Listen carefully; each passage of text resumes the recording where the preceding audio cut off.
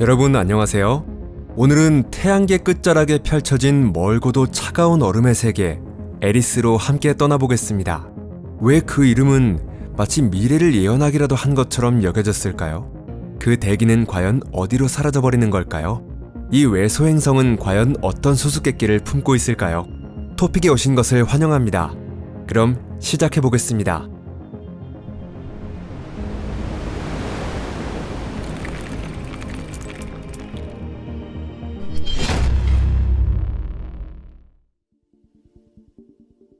불화의 사과.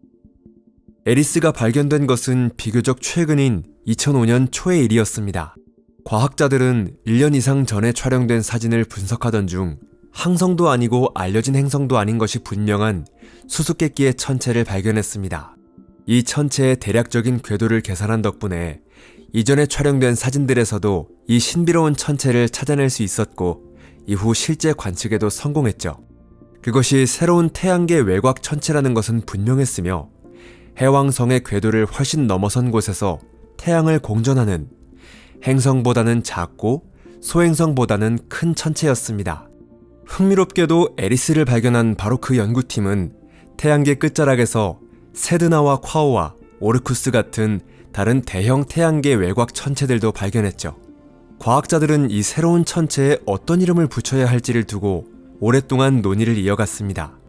한동안은 인기 드라마 제나 전사공주의 주인공 이름을 따서 제나라고 불리기도 했습니다. 그러나 그것은 행성에는 그리스 로마 신화에 등장하는 신들의 이름을 붙인다는 오랜 관례에 어긋나는 것이었죠.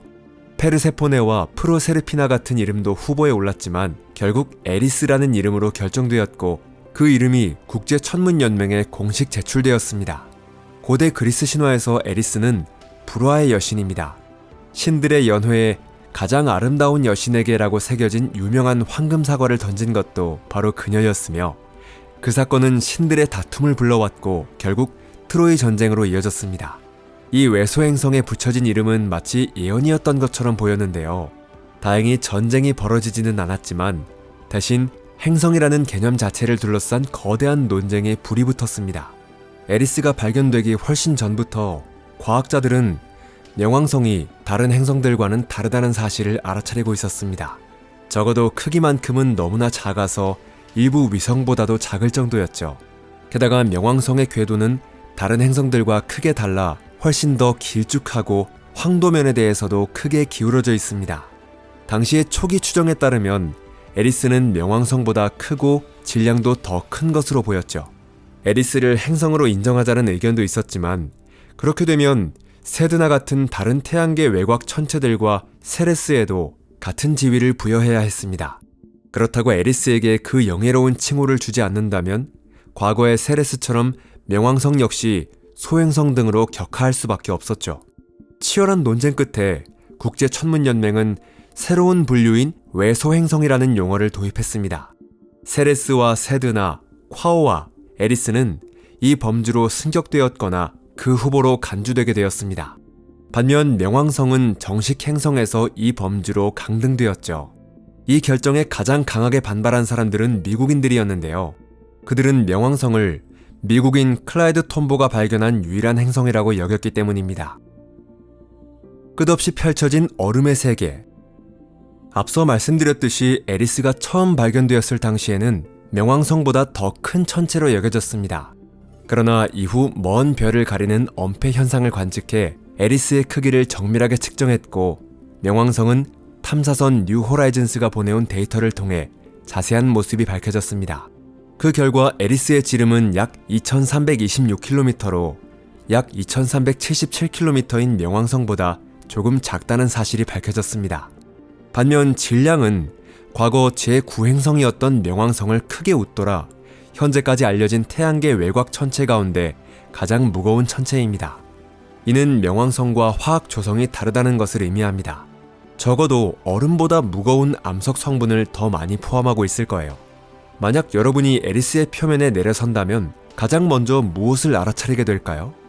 거의 틀림없이 체중이 크게 줄었다는 사실을 깨닫게 될 것입니다. 에리스의 중력은 약 0.082g입니다. 다시 말해 지구에서 몸무게가 100kg인 건장한 남성도 에리스에서는 겨우 8kg 남짓밖에 되지 않는다는 거죠.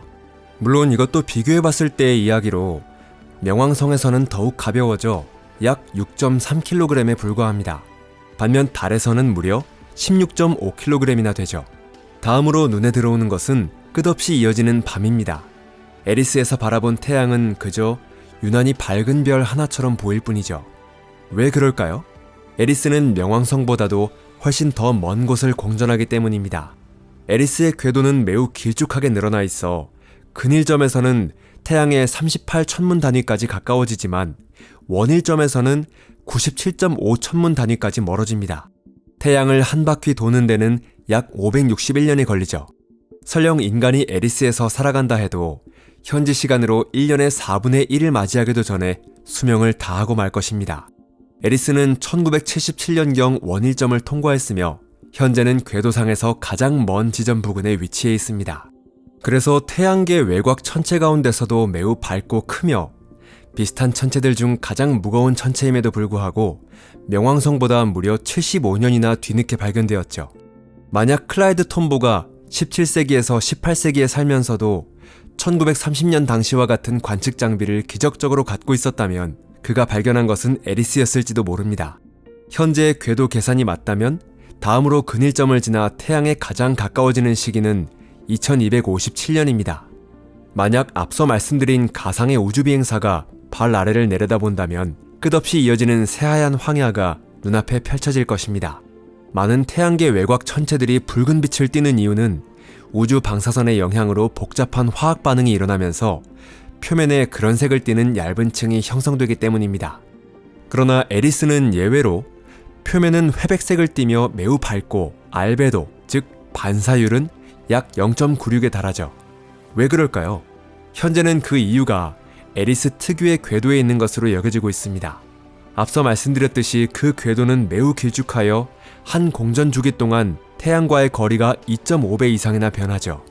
이것이 표면 온도에 큰 변화를 일으킵니다. 에리스가 근일점 부근에 있을 때는 가장 따뜻해지며 메탄과 질소 등으로 이루어진 희박한 대기가 형성됩니다. 그러나 그 대기는 열을 유지하기에는 너무나도 희박하기 때문에 태양에서 멀어질수록 이 외소행성은 점점 더 차갑게 식어가죠. 마침내 대기는 완전히 사라지고 그 성분은 밝은 서리가 되어 표면에 내려앉아 다음번 태양에 가까워질 때까지 그대로 남아있게 됩니다. 즉, 에리스에 대기가 있는가라는 질문에 대한 올바른 대답은 시기에 따라 다릅니다입니다. 물론 여름이라고 해도 에리스의 지표는 인간에게는 너무나도 추운 환경이죠. 가장 따뜻할 때조차 표면 온도는 약 영하 217도에 불과한 것으로 알려져 있습니다. 지구에서는 남극조차도 이 정도까지 기온이 내려가지는 않죠. 한때 천문학자들은 초기의 흐릿한 데이터를 바탕으로 에리스의 하루가 약 26시간이라고 생각했죠. 그런데 최근에 정밀한 연구를 통해 놀라운 사실이 밝혀졌는데요. 에리스의 하루는 약 16시간이 아니라 지구 시간으로 무려 16일입니다. 그 이유는 에리스가 자신의 위성과 조석 고정 상태에 있기 때문이죠.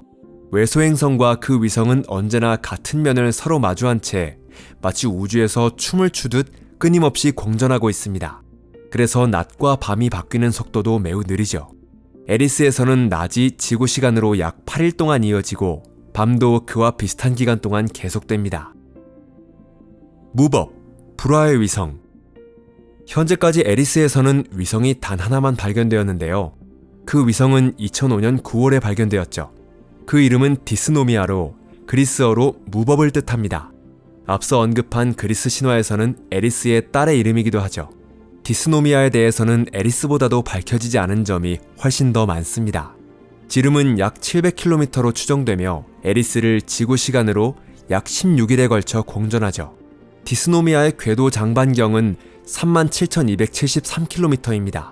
크기만 놓고 보면 디스노미아는 외소행성의 위성 가운데에서도 가장 큰 축에 속합니다. 현재까지 알려진 외소행성의 위성 가운데 이보다 더 큰 것은 카론뿐입니다.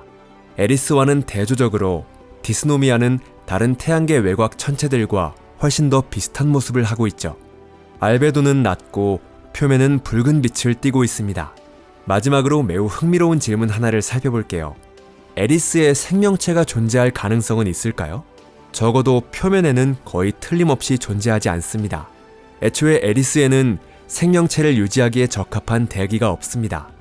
외소행성이 태양에 가장 가까워지는 여름에도 대기는 매우 얇고 희박하며 1년의 대부분 동안에는 그 대기 자체가 눈과 서리가 되어 지표에 쌓여 있죠. 그러나 외소행성의 지하에는 액체 상태의 바다가 펼쳐져 있을 가능성이 충분하며 그곳에서 생명이 탄생하고 진화했을 가능성을 완전히 배제할 수는 없습니다. 물론 그 답을 금방 알 수 있을 것 같진 않네요. 에리스는 연구하기가 매우 어려운 천체이기 때문입니다.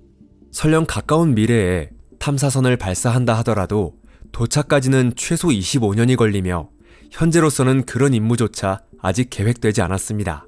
따라서 이 먼 외소행성이 수많은 수수께끼를 품고 있다는 것은 분명하지만 그 해답을 손에 넣기까지는 아직도 오랜 시간을 기다려야 합니다. 이 영상이 마음에 드셨다면 좋아요를 눌러주시고 친구들과도 공유해주세요. 시청해주셔서 감사합니다.